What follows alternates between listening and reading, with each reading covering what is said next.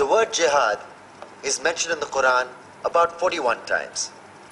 The words mercy, peace, and compassion are mentioned about 355 times. Yes, come in. Come on in, Riaz. Sit down, please. Contrary to popular belief in most Western cultures, Islam is a religion that preaches peace and tolerance.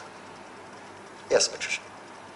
If Islam truly is a religion that preaches peace, then how come the world's most troubled spots, the West Bank, Afghanistan, Pakistan, Iraq, they're all plagued with Islamic terrorism? Well, that depends on your definition of terrorism. Some might argue that the U.S. invasions of countries like Iraq and Afghanistan are also acts of terrorism. No, those were acts of war to get rid of despotic regimes. Or a means of getting at a country's oil.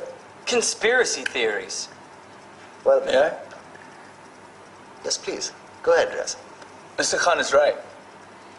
I mean, if we're talking about terrorists, the world's biggest terrorists are the white superpowers. Come on now. No, really, stop and think about it. Explain 9/11. Okay. Do you know how many people died in the Twin Towers strike?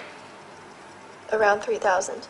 And do you have any idea how many people died in the bombing of Afghanistan? Take a wild guess. More than 15,000 people died.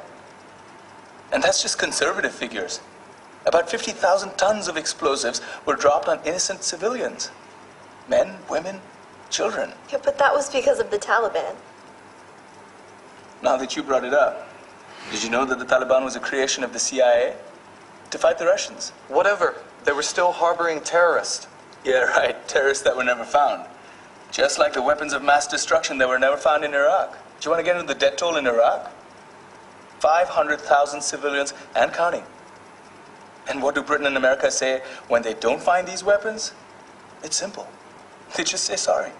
And still refuse to relinquish control of these countries. What are you trying to say? What I'm trying to say is that just because you're American, wear a fancy suit, and call yourself the president, doesn't make you any less of a terrorist. I'm saying that if you don't stop meddling in other people's countries, you will face a backlash. If Muslims like you feel that way, then why don't you get out of our country? We will. As soon as you promise to leave ours.